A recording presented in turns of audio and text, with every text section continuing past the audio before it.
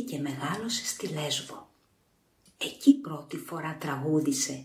Εκεί ένιωσε τη μεγάλη του δύναμη.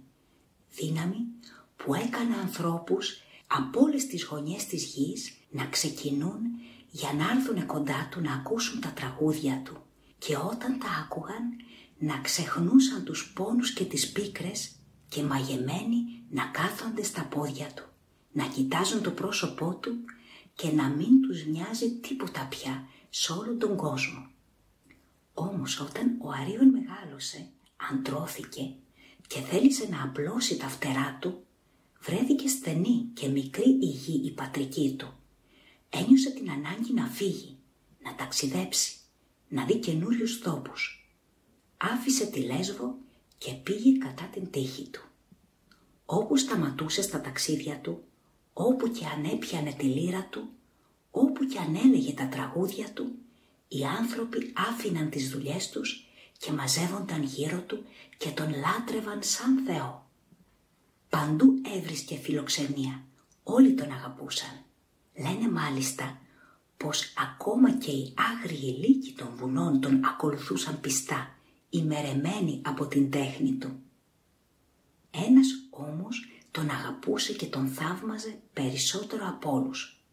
Ο Περίανδρος, ο άρχοντας της Κορίνθου, ένας από τους 7 σοφούς της Ελλάδας, που σε όλη τη ζωή του στάθηκε φίλος πιστός κοντά του.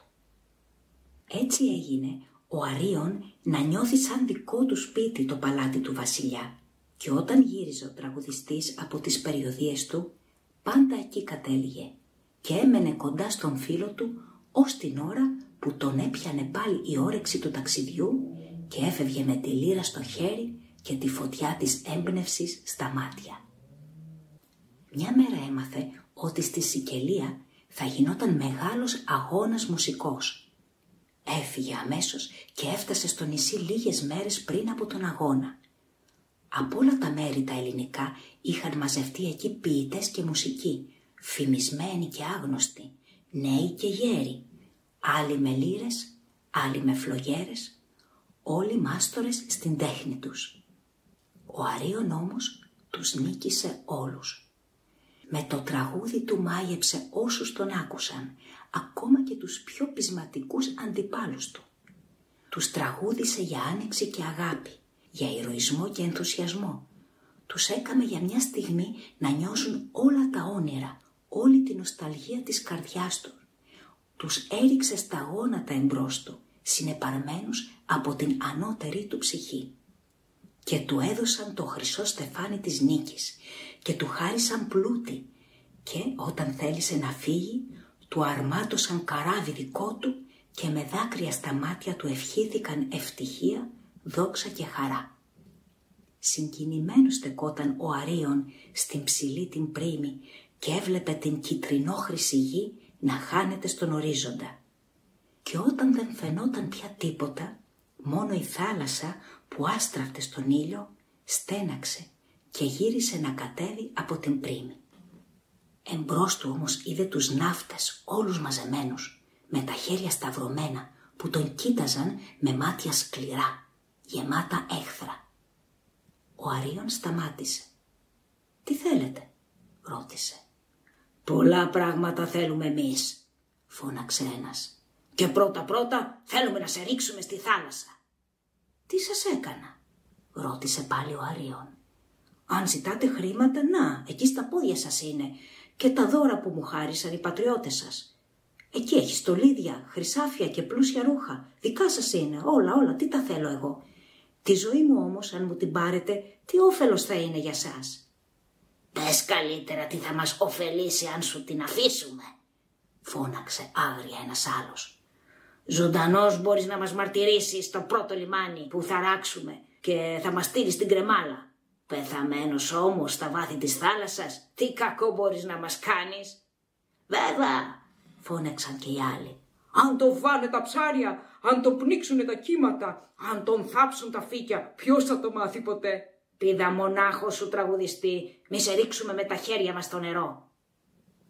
Ο Αρίων τους κοίταζε μαζεμένους εμπρός του, που φώναζαν και φοβέριζαν ενωμένοι όλοι στο φθόνο τους για εκείνον που τον αισθάνονταν ανώτερό τους και τον έπιασε αηδία. «Μη μ' αγγίξετε», φώναξε. «Μόνος μου θα πεθάνω. Μα πρώτα θα πω το τελευταίο μου τραγούδι». Τους γύρισε την πλάτη. Ανέβηκε το ψηλότερο σκαλί και εκεί στάθηκε όρθιος με το χρυσό στεφάνι στο κεφάλι, στο χέρι τη λύρα του, όμορφος σαν θεός του Ολύμπου. Εμπρός του απλωνόταν η θάλασσα, ήσυχη, απέραντη, με ομορφιά αιώνια. Τότε ξέχασε την ανθρώπινη προστιχιά, η πίκρα έφυγε από την καρδιά του. Ένα μόνο ήξερε, ότι θα πέθαινε, ότι θα χανόταν, ότι ήταν η τελευταία φορά που έβλεπε τη φύση, η τελευταία φορά που η ομορφιά της θα ξυπνούσε μέσα του αντίλαλο. Γι' αυτό και το τραγούδι του ήταν το ομορφότερο που είπε ποτέ. Τραγούδισε και η φωνή του ήταν πότε σιγανή και χαδιάρικη, πότε δυνατή και φώναζε την αγάπη του, ώσπου ο αέρας γέμισε μελωδία. Από όλα τα μέρη αντιχούσε το τραγούδι του. Τα ξύλα του καραβιού άρχισαν να τρέμουν, η θάλασσα να ταράζεται. Τότε με ένα μεγάλο πήδο ρίχτηκε ο Αρίορ στο θάνατο, με τα μάτια ορθάνυχτα, με το τραγούδι στα χείλη. Και τα κύματα έκλεισαν απάνω του. Μα το τραγούδι του ακόμα ηχούσε στον αέρα, λες και αμέτρητες φωνές το είχαν πάρει και το συνέχιζαν θρηνώντας το χαμό του. Και οι ναύτες τρομαγμένοι ρίχτηκαν στα κουπιά και έφυγαν βιαστικά από το στοιχειωμένο εκείνο μέρος. Ο Αρίων όμως δεν πνίγηκε. Μια στιγμή είδε το βαθυγάλανο νερό ολόγυρά του. Είδε απάνω από το κεφάλι του φούσκες πράσινες να φεύγουν, σαν να βιάζονταν να βγουν στον αέρα, και μια σκέψη πέρασε από το νου του. Αχ, να μπορούσε και εκείνος μια φορά ακόμα να δει τον ήλιο, τον ουρανό. Με όλη του τη δύναμη κλώτσισε το νερό και άξαφνα αισθάνθηκε κάποιο σώμα που το έσπροχνε, τον ανέβαζε στον αφρό. Ζαλισμένος κοίταξε γύρω του. Η θάλασσα είχε γεμίσει δελφίνια και ο ίδιος καθόταν σε μια πλάτη μαύρη και γυαλιστερή, σε ένα δελφίνι μεγαλύτερο από όλα τα υπόλοιπα.